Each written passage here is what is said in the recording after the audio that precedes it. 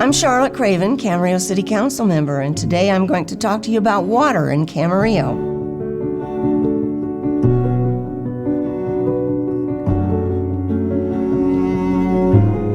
In his book, An Album of Memories, Wendell P. Daly describes the urgency for drilling the first irrigation well in the Pleasant Valley.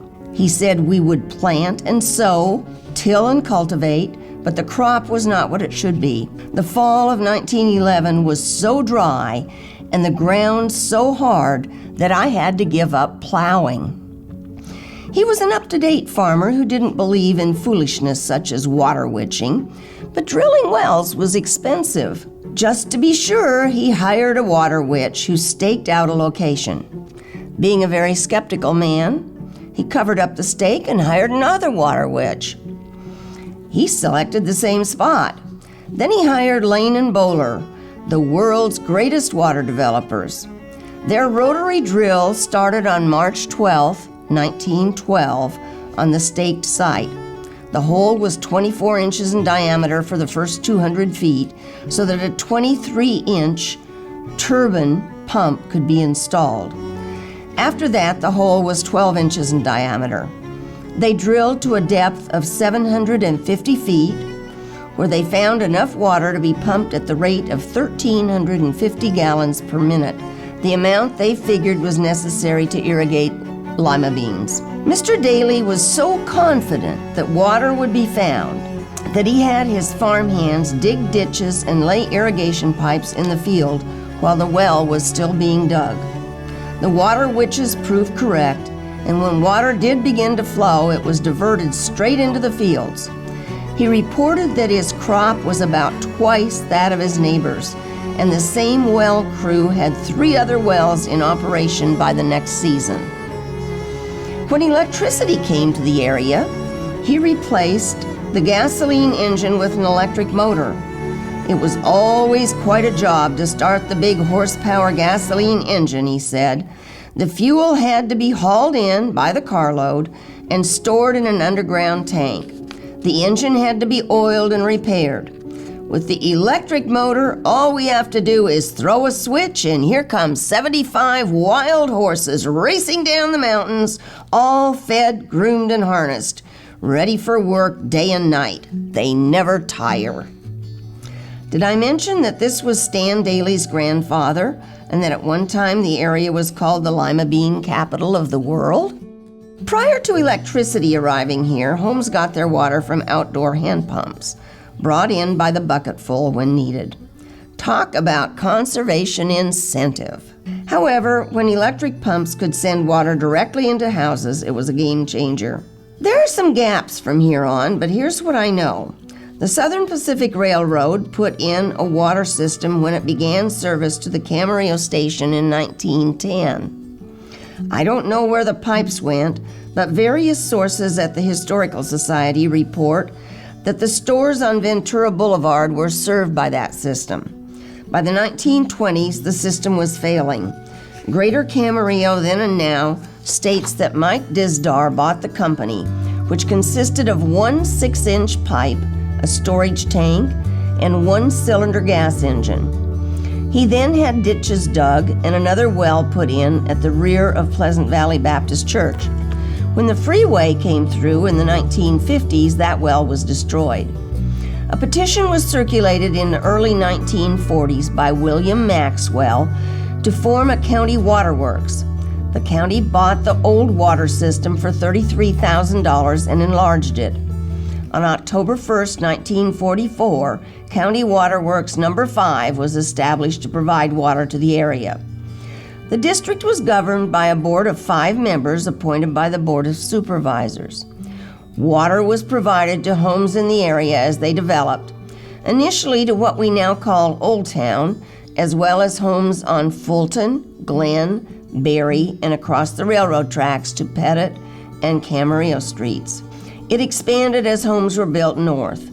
I believe that the Waterworks No. 5 sunk wells that we now call A and B, although those wells have been rebuilt and redrilled several times.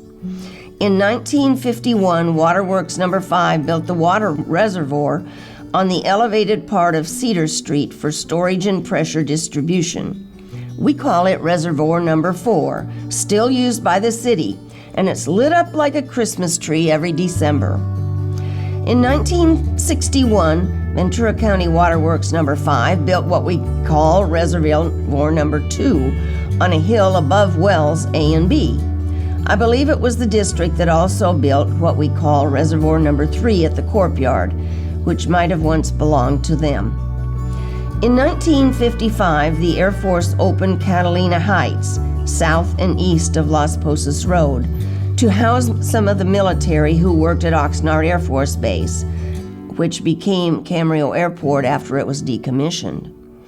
The military had its own water supply and its own reservoir at the southeast corner of Las Posas and Calle La Cumbre, which was raised when the old Catalina Heights homes were raised about 2008, when Lincoln Military Housing rebuilt the development and the city took over water distribution and other utilities from the Navy.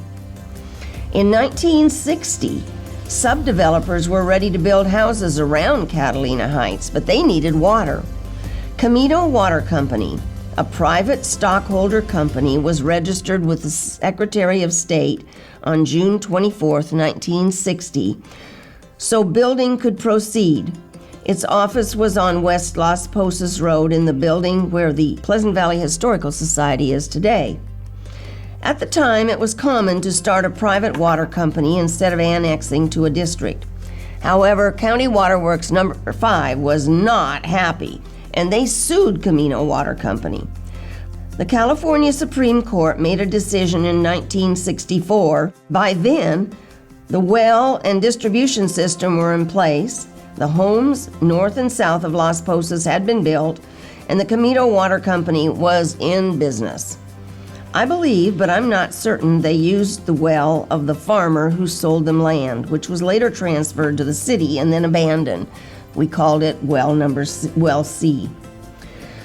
The city of Camarillo incorporated on October 22, 1964.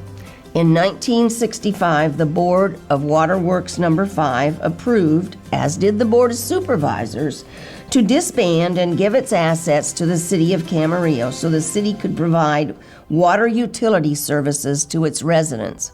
On October 14, 1968, the City Council voted to purchase the Camino Water Company for $1,251,000, and the company officially dissolved in March of 1970.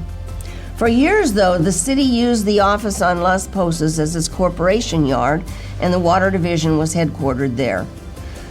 The city also purchased Village Water Company in 1967.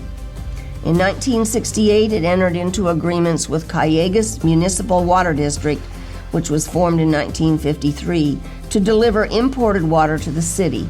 The city then blended its pumped groundwater for a better quality water for its residents. The city drilled Well D in 1984. It was drilled to a depth of 1,000 feet. Located west of the intersection of the freeway and Las Posas Road, Well D is still in use. In 1971, the city built what we call Reservoir Number 1. In 1981, we built Reservoir Number 5 on the hills north of Las Posas and Earl Joseph. Number 6, which is not within our service district but Camrosas, because the outcry from the neighbors of the preferred site on Maria Street above Mesa Drive. In 2006, the city reached an agreement with the County of Ventura and the other property owners at the Camarillo Airport for the city to take over the water system at the airport because the water there had gotten so bad it could not be used for human consumption. We built the plant on the east end of the airport, did some other improvements, and the agreement allows us to charge airport customers an additional increment to pay for the improvement, which means that their water rate will be higher than other customers' rates until the improvements are paid for. The transaction included our acquiring the airport well, which we call Well Number 3. The city of Camarillo currently distributes water to about 14,000 connections. Our service area is defined by Callegas Creek to the east and the city boundary on the west and south. It varies north of Las Posas Road. There are 4 other water purveyors in the city. Camarillo Water District provides water east of Callegas Creek, while Pleasant Valley Mutual Water Company provides water to many, but not all, homes north of Las Posas Road and east of Glenbrook. Additionally, Crestview Mutual Water Company and California American Water Company serve water to a very few homes in the northwestern part of the city. The city cut the ribbon for the North Pleasant Valley Water Desalter in November 2021. That's a story in itself, which I won't get into here. But when fully operational, the plant will treat and deliver 3,800 acre-feet of water per year, which will be a better quality and at a lower price than if we had continued to blend groundwater with purchased Northern California water.